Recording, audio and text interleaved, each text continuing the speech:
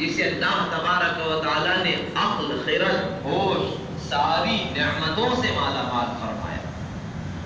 اور یاد رکھیں انسانوں میں اللہ تبارک و تعالیٰ نے پیغمبروں کو مبعوث فرمایا، جنوں کے لیے بھی پیغمبر ہیں، انسانوں ہی میں اللہ پاک نے عطا فرمایا۔ جن بھی اللہ کی مخلوق ہے، انسان بھی اللہ کی مخلوق ہے، مگر اللہ نے انسان میں پیغمبر منتخب فرمایا۔ اسی طریقے سے ولایت جو ہوتی ہے، قطبیت کبریٰ، جسے نیابت مصطفیٰ کہا جاتا ہے، حقیقی نیابت مصطفیٰ، جس کے امر کے تحت، جس کے حکم کے تحت اللہ پورے عالم کو فرما دیتا ہے، وہ ولی جسے غوثیت کبریٰ، قطبیت کبریٰ کہتے ہیں، وہ بھی اگر ہوگا تو وہ اللہ کے فضل و کرم سے انسانوں ہی میں اللہ پاک عطا فرمائے گا۔ یہ اللہ تبارک و تعالیٰ کا کرم ہے، اسی لیے اللہ پاک فرماتا ہے یا ایھا الانسان، یعنی یاد کر اے وہ انسان کہ تجھے انسانیت کے دائرے میں اللہ نے پیدا کر کے کتنے کتنے احسانات کیے، ان احسانات کے بدلے کس چیز نے تجھے دھوکہ دے دیا کہ تو اپنے مہربان رب سے غافل ہو گئے۔ الذی خلقک، پھر اللہ پاک فرماتا ہے تخلیق اللہ پاک کا یہ خاصہ ہے، کوئی خالق ہو ہی نہیں سکتا، یہ اللہ پاک ہی خالق۔ اس لیے کہ آپ دیکھیں آج سائنس دنیا کی ترقی پر پہنچ کر کے آسمان کی بلندیوں کو چھونے کا دعویٰ کر رہی ہے، آسمان میں تیرتے ستاروں کی گنتی کرنے کا دعویٰ کر رہی ہے، مگر یہ سب کچھ ہونے کے باوجود سائنس جو انسان کے منہ میں زبان اللہ پاک نے عطا فرمایا ہے، از سر نو اس زبان کو پیدا کرنے پر طاقت نہیں رکھتی۔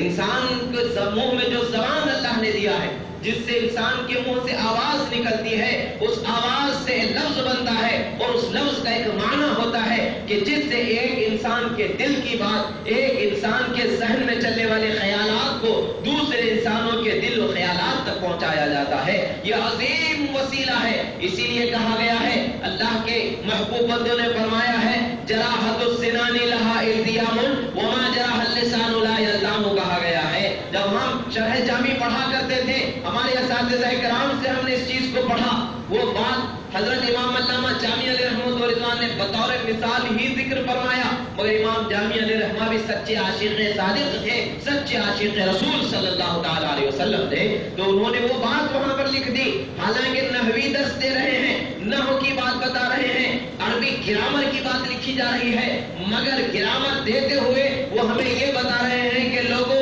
یہ گرامر کیوں سمجھ سیکھ رہے ہو، تاکہ زبان سے نکلنے والے الفاظ صحیح ہوں۔ تو فرمانے سنو، الفاظ کا اثر یہ ہوتا ہے کہ دل پر اگر اس کا زخم ہو جائے تو زخم نہیں سوکھتا ہے، جسم پر لگنے والے تلوار کے زخم اگرچہ سوکھ جاتے ہیں، بھالے کے زخم اگرچہ سوکھ جاتے ہیں، وہاں بھی ہمارے اولیاء کرام سبجیکٹ کوئی بھی ہو، ایک انسان کو مکمل انسانیت کے دائرے میں رہنا سکھایا جا رہا ہے، وہی اللہ تبارک و تعالیٰ یاد دلا رہا ہے یا ایھا الانسان، اے اللہ کے بندے، اللہ پاک نے بہترین طریقے سے بتایا کیا بات ہے انسان کہ تجھے اللہ نے تخلیق فرمایا، تجھے اللہ تبارک و تعالیٰ نے سنوارا، تجھے سب کچھ چیزوں کو تیار کر کے دیا، آنکھ، ناک، زبان، ہونٹ، کان، ہاتھ، پیر، یہ سب کچھ اللہ پاک نے دیا، پھر آخر کیوں تو رب سے غافل ہو جاتا؟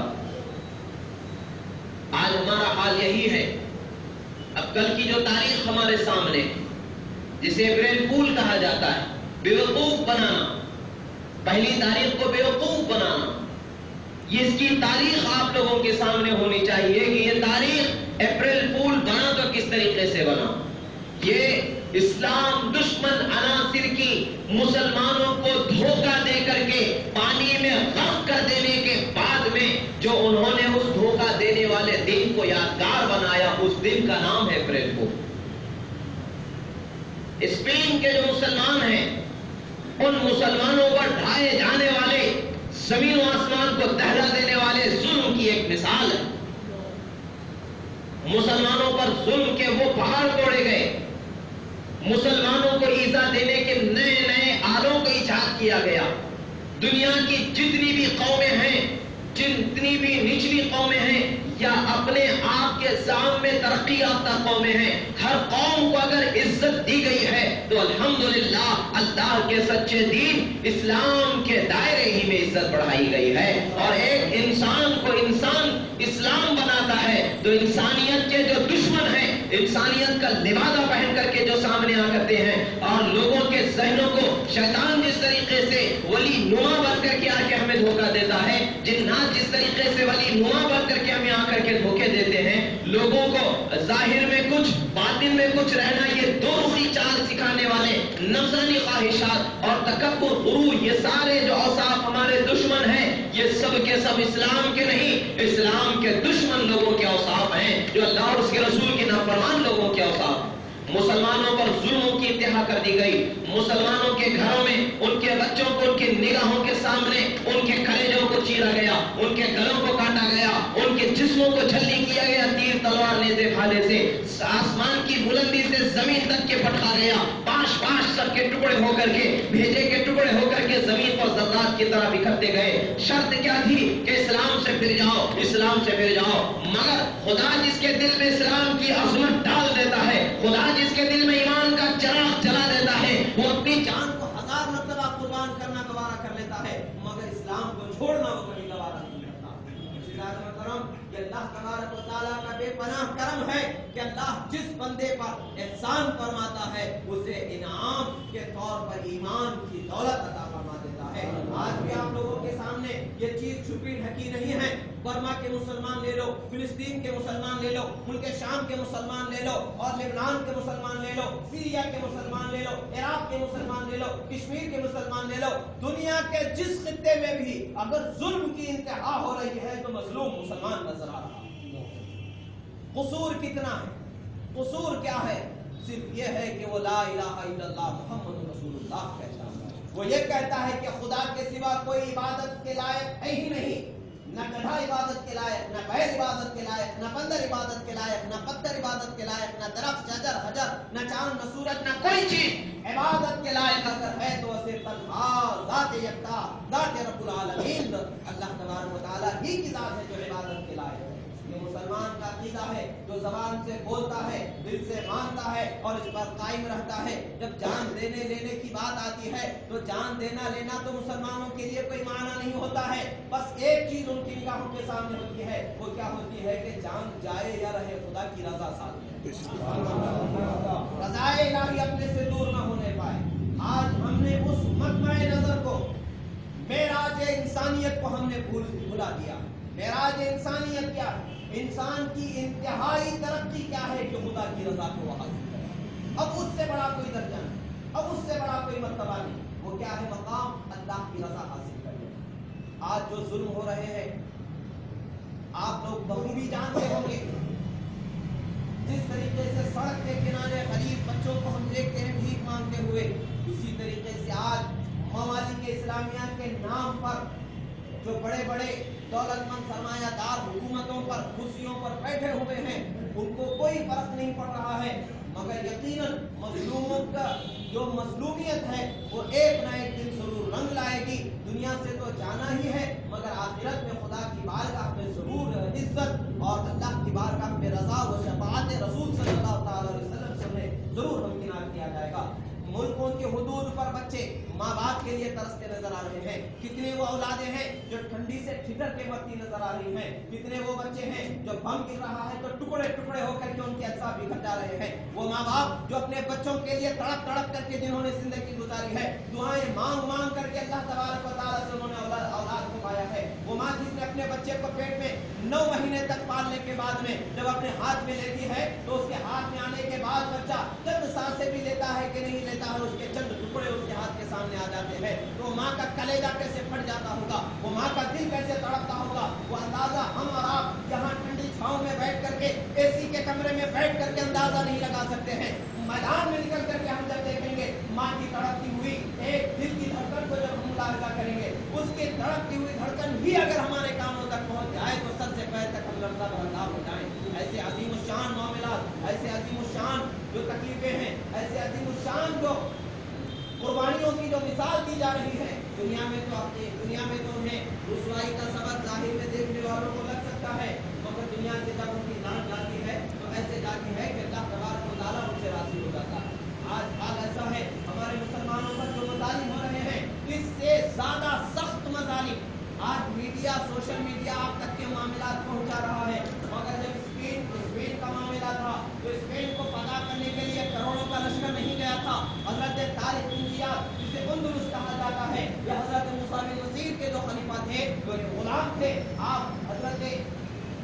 عبداللہ بن اسید جو فاتح افریقہ بھی جنہیں کہا جاتا ہے، آپ ولید بن عبد الملک کے زمانے میں، سلیمان بن عبد الملک کے، ان دونوں خلفائے اسلام کے زمانے کے اندر آپ نے اسلامی حدود میں اسلام کے امن اور سلامتی کے پیغام کو اور اسلامی نظام کو باقی رکھنے کے لیے، اسلام دشمن عناصر نے جب اسلام کو مٹانا چاہا، اپنے دین اور اپنے ایمان، اپنے اسلام اور اپنے حبیب پر نازل شدہ کلام کی حفاظت کے لیے، جب اس کے نفاذ کے لیے انہوں نے اپنی جانوں کو ہتھیلیوں پر رکھ کر کے اپنے اپنے ملکوں کے حدود پر کام کیا، اللہ انہوں نے کامیابی عطا فرمائی۔ یہی طارق بن زیاد ہیں، ان کے پاس خبر پہنچی اسپین میں رہنے والے لوگوں کی، ان تک کے دین اسلام کو پھیلانے کا ارادہ کر کے صرف 500 سے 700 لوگوں کا دستہ لے کر کے وہ اس ملک کے اسپین میں چلے جاتے ہیں، جسے آج اسپین کے نام سے جانا جاتا ہے، اور خدائے تبارک و تعالیٰ نے ان 500 لوگوں کو فتح کا صحرا عطا فرمایا۔ پورا ملک ان کے اخلاق کا ایسا گرفیدہ ہوا کہ اسلام کی توتی بوتی وہاں نظر آ گئی اور اسلام کا پرچم بلند ہو گیا۔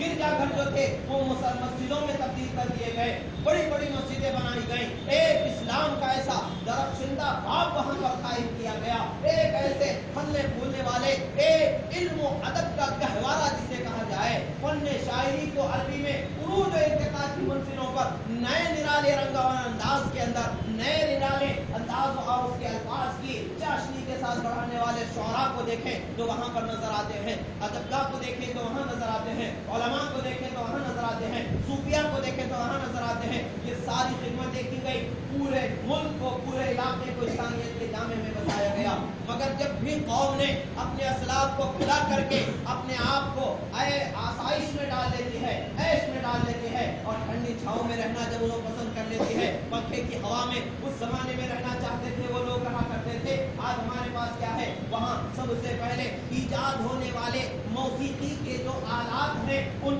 آلات میں سے جسے زرتاب کہا جاتا ہے، یہ عرب دنیا میں سب سے پہلے ملک اندلس ہی کے اندر اس کو ایجاد کیا گیا۔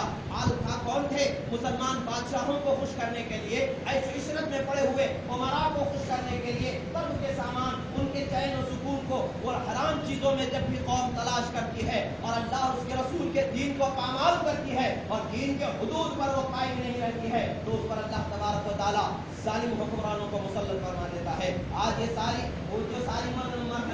منزلیں جو مسلمانوں کی ہیں، ان کے بد اخلاقیوں کا نتیجہ ہے، بد اخلاقیوں کا وتیرہ ہے کہ ان کے سامنے یہ ساری چیزیں رونما ہو رہی ہیں۔ عزیزان محترم، یہ معاملات جو ہیں، یہ اللہ تبارک و تعالیٰ کی رضا جوئی، یہ انسان کے لیے سب سے اہم مقصد ہے۔ اے میں بیٹھ کر کے سونا اسے اللہ سے راضی کرنے والا کام نہیں ہے، اسے تپتی دھوپ میں بھی رہ جانا اللہ کی رضا نہیں ہے۔ وہ جس حال میں رہے، جہاں رہے، اللہ کی رضا اس کی نگاہوں کے سامنے رہے۔ وہ جس کی دل کی ہر دھڑکن رضا الہی کے لیے دھڑکنے کی تمنا رکھے، وہ جس کے جسم میں چڑھنے والی، گھسنے والی، نکلنے والی ہر سانس اللہ تبارک و تعالیٰ کی رضا چاہے، وہ انسان کامیاب ترین انسان ہوتا ہے۔ وہ مسلمان بھی وہاں پر تھے، ایک وقت تھا یہی حال ان کا تھا، مگر ان پر ظلم و ستم کے ایسے بازار گرم کیے گئے، ان پر ایسی ایسی تکلیفیں دی گئیں، مسلمانوں کو چرخیوں پر لگا کر کے سزا دینے والی سزا سب سے پہلے اسپین میں ایجاد کی گئی۔ ہاتھوں کو باندھ دیا جاتا تھا، پیروں کو باندھ دیا جاتا تھا زنجیروں سے، اور ایک گھومنے والی چرخی پر لٹا دیا جاتا تھا،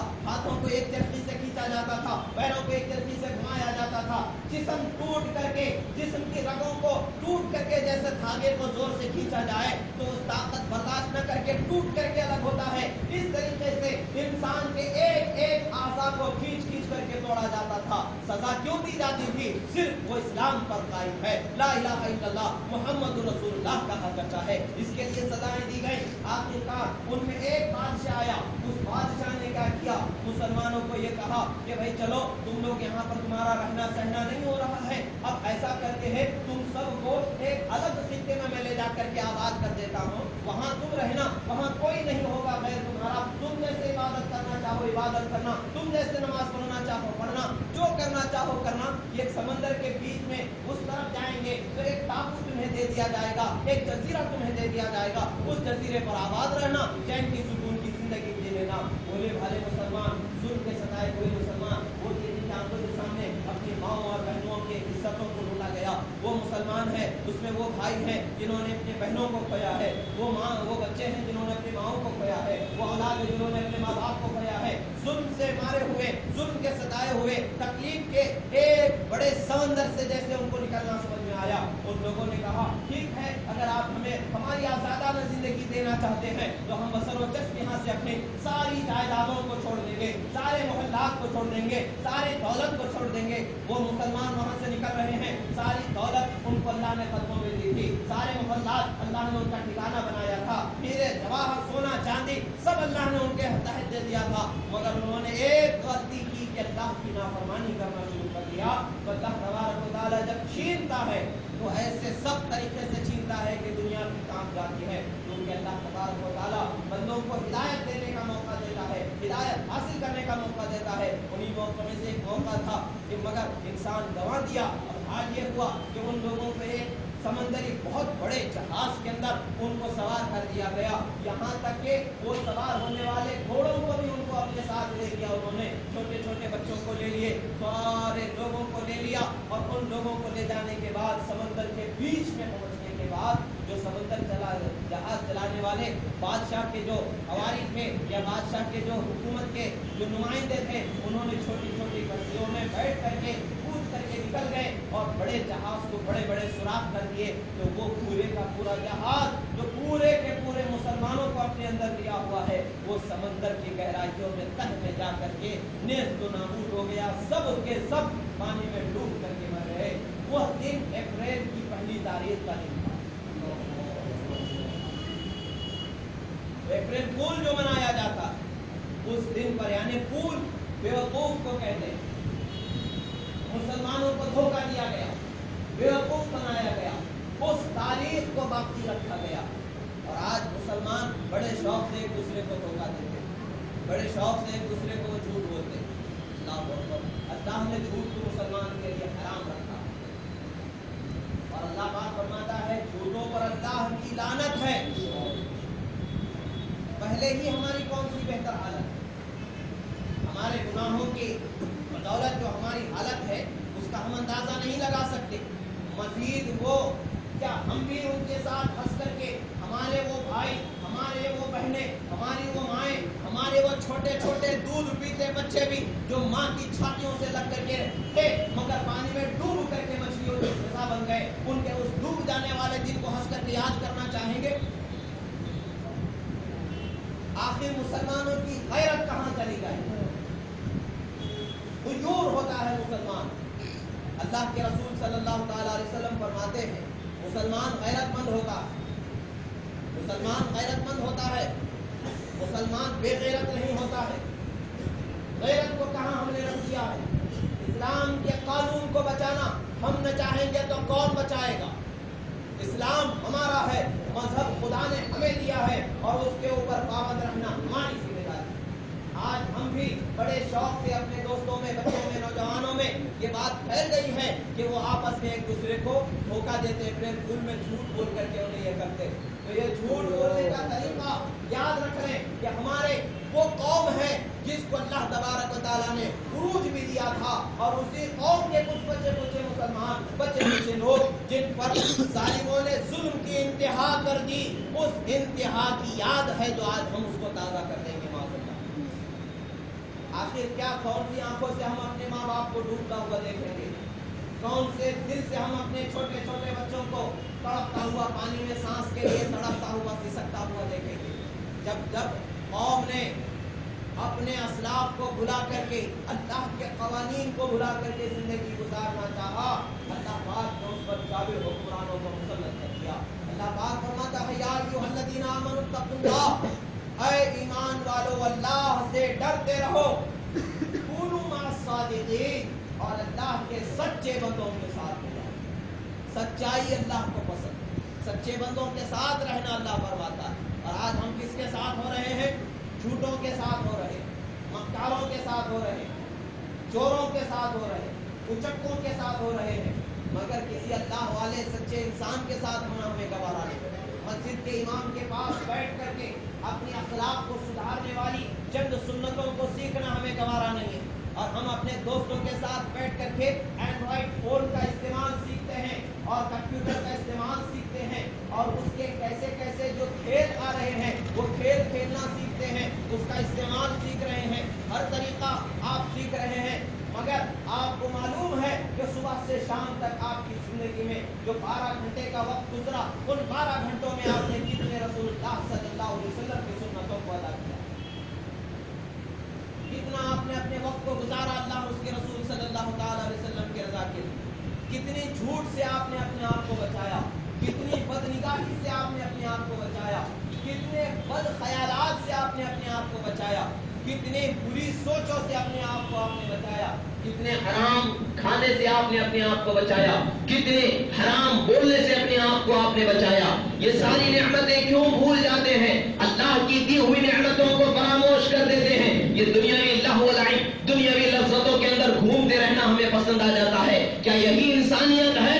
اللہ پاک کہتا ہے یا ایھا الانسان ما غرک بربک الکریم، کتنا مہربان ہمارا پروردگار ہے، کتنا مہربان ہمارا رب ہے۔ ہم نافرمانی کر رہے ہیں، ہم اس سے غافل ہو رہے ہیں، پھر بھی فرما رہا ہے اے انسان، کس چیز نے تجھے اپنے رب سے دھوکہ دے دیا، دور کر دیا؟ کون سی وہ چیز ہے تجھے دھوکے میں ڈال دی ہے؟ اپنے مہربان رب کے قریب کیوں نہیں ہوتا؟ رب کی مہربانی کتنی بڑی مہربانی ہوتی ہے۔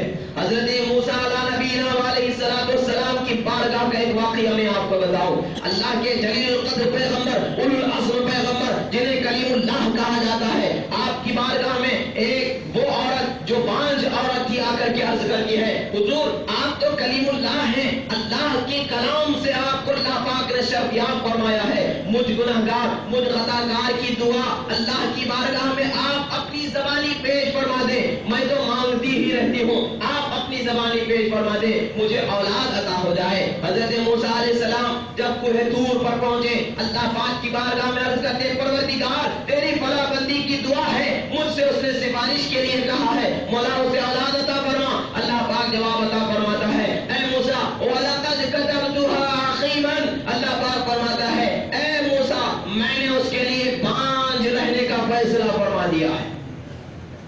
موسیٰ علیہ السلام آ کر کے سنا دیتے ہیں اے عورت اللہ نے یہ جواب دیا ہے کہ تو بانجھ ہی رہے گی، اولاد نہیں ہوگی۔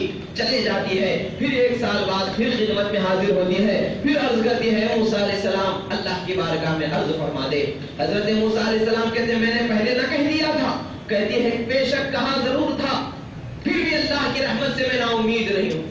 اللہ کے دروازے پر اپنے سر کو جھکانا میرا کام ہے، مانگنا میرا کام ہے، اور جب آپ ہمارے درمیان ہیں تو آپ ضرور میری بات کو پیش فرما دیں۔ موسیٰ علیہ السلام پھر عرض بارگاہ الہی ہوتے ہیں، اللہ پاک پھر ارشاد فرماتا ہے وَلَقَدْ كَتَبْتُهَا عَقِيمًا، اے موسیٰ میں نے اس کے لیے فیصلہ کر دیا ہے کہ وہ بانجھ رہے گی۔ حضرت موسیٰ علیہ السلام پھر سنا دیتے ہیں، وہ عورت روتی ہوئی وہاں سے چلے جاتی ہے، آنکھ سے آنسو بہتے چلے جاتے ہیں۔ پہلی مرتبہ گئی تھی تو آنکھ سے آنسو نہیں نکلے تھے، دوسری مرتبہ جا رہی ہے آنکھ سے آنسو بہتے جا رہی ہیں، اور یا رحیم کی صدائیں اس کی زبان سے نکلتی جا رہی ہے۔ اے مہربان مالک پروردگار، اے مہربان رب پکارتی ہوئی جا رہی ہے۔ وہ چلی تو گئی، 1 سال بعد جب موسیٰ علیہ السلام کی بارگاہ میں حاضر ہوئی، اس کے گود میں کھیلتا ہوا بچہ اسے نظر آیا۔ حضرت موسیٰ علیہ السلام نے پوچھا اے خاتون یہ بچہ کہاں سے، کیا کسی سے لے کر کے پال رہی ہو کہ خدا نے تمہیں عطا فرما دیا ہے؟ وہ خاتون عرض کرتی ہے حضور یہ میرے ہی جگر کا ٹکڑا ہے، یہ میری ہی کوکھ میں پل کے دنیا میں آیا ہے، خدا نے مجھے کو اولاد عطا فرمائی۔ حضرت موسیٰ علیہ السلام تعجب میں اللہ پاک کی بارگاہ میں حاضر ہوئے، عرض فرمایا پروردگار معاملہ کیا تھا؟ یہی وہ خاتون تھی کہ جس کے بارے میں تو نے 2 مرتبہ مجھ سے فرمایا کہ میں نے اسے بانجھ کا فیصلہ فرما لیا، پھر اسے اولاد ہو گئی، یہ معاملہ کیا ہے، سبب کیا بنا؟ اللہ پاک ارشاد فرماتا ہے اے موسیٰ سنو، میں نے جو اس کے لیے بانجھ ہونے کا فیصلہ فرمایا تو اس بندی نے میرے رحمت کو آواز دی، میری مہربانی کو پکارتی رہی، یا رحیم کہہ کر کے اپنے لیے دعا کرتی رہی۔ حال یہ ہوا کہ میرے فیصلے پر میری رحمت غالب آئی، میں نے اسے اولاد عطا فرما دی۔ اللہ پاک ارحم الراحمین، مہربان مالک اللہ ہے، اللہ پاک تو رحم فرماتا ہے، اللہ پاک تو مہربانیاں عطا فرماتا ہے، مگر ہم اتنے شقی القلب ہو گئے ہیں کہ جھوٹ پر جھوٹ بولنا ہماری عادت ہم نے بنا لیا۔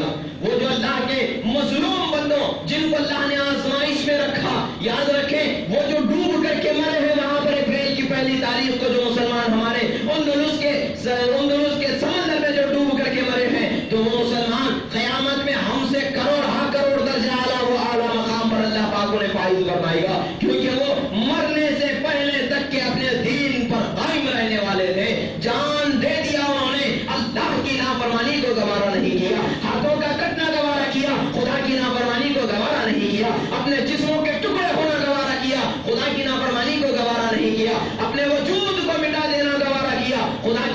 نافرمانی کو گوارا نہیں کیا، یقیناً وہ بندے ہم سے اعلیٰ مقام پر اللہ پاک ضرور انہیں فائز فرمائے گا۔ ہم اپنا ٹھکانہ ڈھونڈیں، ہمارا ٹھکانہ کہاں ہو سکتا ہے؟ اپنے عمل کا پیرایا لے کر کے دیکھیں، کیا یہی ہماری زندگی ہے؟ خدا کے جب نیک بندے ہو جاتے ہیں تو خدا کیسے انعامات اکرامات فرماتا ہے، ادھر دعائیں ہوتی ہیں ادھر خدا تبارک و تعالیٰ قبول فرما دیتا ہے۔ یاد رکھیں، ظلم کرنے والا کبھی بھی نہیں چھوڑا جائے گا، اللہ کی بارگاہ میں ضرور پوچھا جائے گا، چاہے وہ آپ دوسروں پر ظلم کریں، چاہے خود اپنے آپ پر گناہ کر کے ظلم کریں، یہ ظلم کا ظالم کا ایک ہی انجام ہوگا، اللہ کی سزا کا وہ حقدار ہو جائے گا۔ اپنے آپ کو گناہ سے بچائیں تو آپ اپنے آپ پر ظلم نہیں کر رہے ہیں، اگر آپ گناہ کر رہے ہیں تو آپ اپنے آپ پر ظلم کر رہے ہیں۔ اللہ پاک فرماتا ہے وَلَوْ أَنَّهُمْ ظَلَمُوا أَنفُسَهُمْ جَاءُوكَ فَاسْتَغْفَرُوا اللَّهَ وَاسْتَغْفَرَ لَهُمُ الرَّسُولُ لَوَجَدُوا اللَّهَ تَوَّابًا رَحِيمًا۔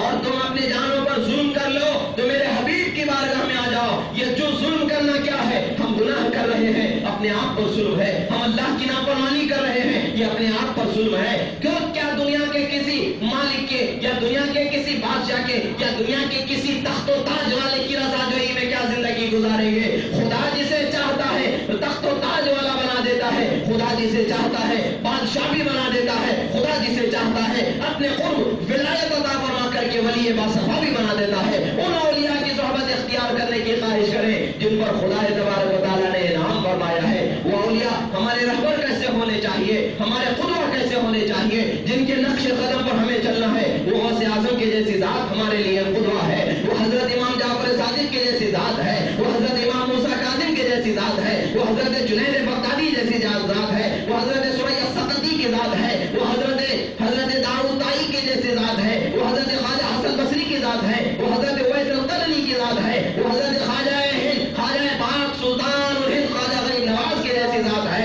وہ حضرت قطب عالم حضرت خواجہ قطب الدین بختیار کاکی کے جیسی ذات ہے، حضرت نظام الدین اولیاء کے جیسی ذات ہے، حضرت نصیر الدین چراغ دہلوی کی جیسی ذات ہے۔ وہ ہمارے درمیان جو اللہ تبارک و تعالیٰ نے اولیاء عطا فرمائے ہیں، ان اولیاء کی جیسی زندگی ہمیں گزارنا ہے، دل میں کچھ ظاہر کچھ اندر کچھ باہر کچھ نہیں، اللہ کا ڈر ظاہر و باطن میں بسا لینا ہے۔ جب وہ بندہ اللہ کا ڈر بسا لیتا ہے تو کیا مقام آ جاتا ہے؟ یہی امام جعفر صادق رضی اللہ تعالیٰ عنہ ہیں، میدان حج میں حج کی ادائیگی کے لیے تشریف لے جا رہے ہیں، آپ راستے سے گزرتے جا رہے ہیں، دیکھنے والوں نے دیکھا یہ شاید ہم پر جو ہے تکلف کرنا چاہتے ہیں یا ہمیں اپنے آپ کا ولی ہونا دکھانا چاہتے ہیں، اس لیے بہت عبادت میں مصروف رہ رہے ہیں۔ ایک صاحب نے سوچا کہ چلو ان کے پیچھے لگ جاتے ہیں، دیکھتے ہیں آخر یہ کبھی نہ کبھی تو آرام کریں گے، آخر کبھی نہ کبھی عبادت سے غافل ہوں گے۔ مگر جب ان کے قریب پہنچتے ہیں، درختوں کے درمیان چلے جاتے ہیں، کیا دیکھتے ہیں کہ اللہ کی بارگاہ میں نماز میں ٹھہرے نظر آ رہے ہیں۔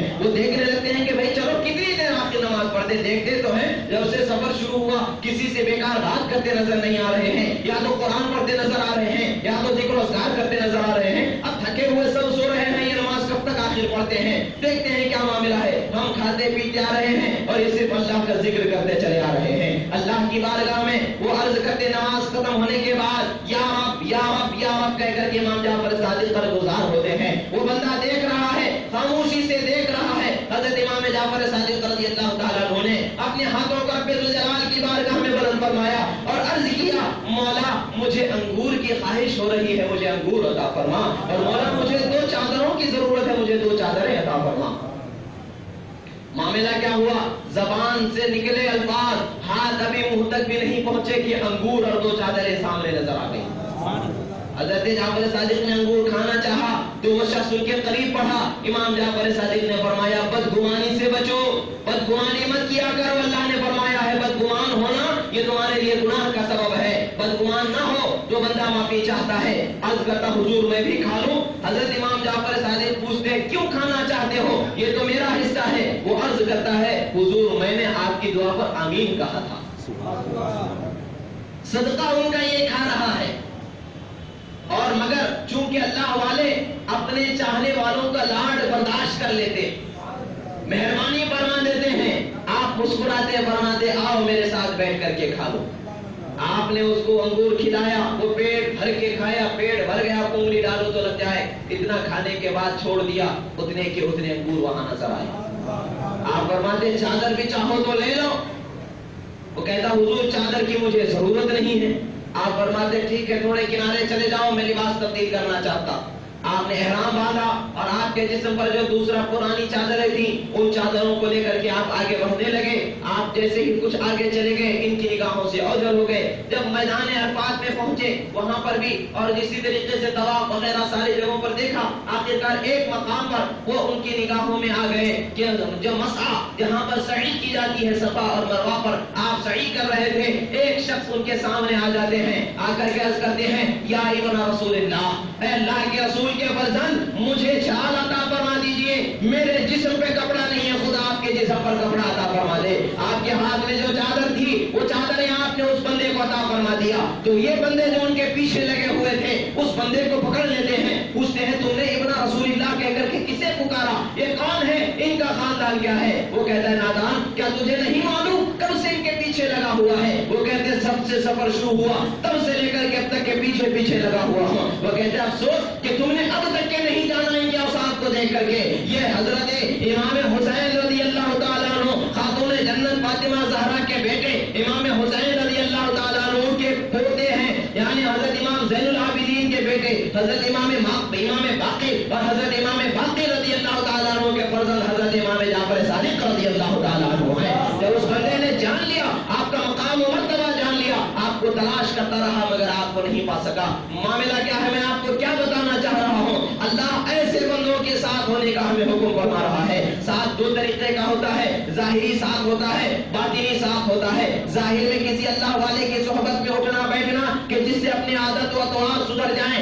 باطن میں ان کے نقش قدم پر ہمیشہ قائم رہنا, چاہے ہماری نگاہوں کے سامنے ظاہر میں اللہ کا ولی ہو یا نہ ہو. مطلب اس کا کیا ہے, تعلیمات اولیاء اللہ پر ہمیشہ قائم رہنا یہی کامیابی کا نتیجہ ہے, یہی کامیابی کا ذریعہ ہے. یہی اللہ پاک فرما رہا ہے کونوا مع الصادقین, ہر حال میں اللہ کے ولیوں کے ساتھ ہو جاؤ. ہمیں کس کا ساتھ رکھنا ہے, ہمیں اپنے نگاہوں کے سامنے کس کی زندگی کو رکھنا ہے, وہ زندگی حضرت امام جعفر صادق کی زندگی رکھنی ہے اور اسی طریقے سے اولیاء صالحین کی زندگی رکھنی ہے. ہماری کامیابی یہ انگریزوں کے ٹکڑوں پر پلنے والے بادشاہ ہماری کامیابی نہیں ہو سکتے ہیں. یہ کھیل کے میدان میں تمغے حاصل کرنے والے انسان ہمارے کامیابی کے لیے ہمارے آئیڈیل نہیں ہو سکتے ہیں. یہ سنیما کے ایکٹرز بن کر کے جو ہمارے قوم کو تباہ کر رہے ہیں, گناہ کے دروازے پر لے جا رہے ہیں, خود جہنم میں جلنے اور دوسروں کو اپنے ساتھ لے جا کر کے جلانے والے, یہ جہنم کے کندے ہمارا آئیڈیل نہیں ہو سکتے ہیں. ہمارے آئیڈیل اللہ کے ولی ہمارے آئیڈیل ہیں, علماء ہمارے آئیڈیل ہیں, صالحین ہمارے آئیڈیل ہیں. شریعت مطہرہ ہمارا نظام ہے, اس نظام میں رہ کر کے اس نظام کی حفاظت کرنے والے, اس نظام پر پابندی سے زندگی گزارنے والے اولیاء علماء صالحین ہمارے آئیڈیل ہونے چاہیے. انہوں نے کبھی جھوٹ کو رواج نہیں دیا, انہوں نے کبھی غلط بات کو رواج نہیں دیا. اور آج ہمارے نوجوان اگر جھوٹ کو رواج دیں گے تو کیا ہوگا؟ آج بھی دن وہ دور نہیں ہے اندلس کے اندر کیا حالات ہوئی مسلمانوں کی, وہ اگر جاننا چاہتے ہیں تو آپ کے پاس سوشل میڈیا ہے, اٹھا کر کے دیکھیں مسلمانوں پر کیسے ظلم ہو رہے ہیں. برما کی سرزمین پر دیکھیں پانی تک کے انہیں کیسے کیسے ڈبا کر کے مارا جا رہا ہے, پنجرے بنا کر کے آدھے آدھے حلق ان کے آدھے آدھے حصے منہ کے پانی میں ہیں, آدھے آدھے حصے اوپر ہیں. جو قیامت کے دن ہم پسینے کا عذاب سناتے آئے ہیں, قیامت کے دن کیسا عذاب ہوگا کہ انسانوں کے پاس پسینہ ایسا دوڑا ہوگا, گنہگار جیسے ہوں گے اس کے اعتبار سے انہیں پسینہ ہوگا, کسی کے ٹخنوں تک, کسی کے گھٹنوں تک, کسی کے کمر تک, کسی کے سینے تک, کسی کے گلے تک, تو کسی کے منہ کا آدھا حصہ جس طریقے سے گھوڑے کی لگام ہوتی ہے, اوپر کا حصہ اوپر,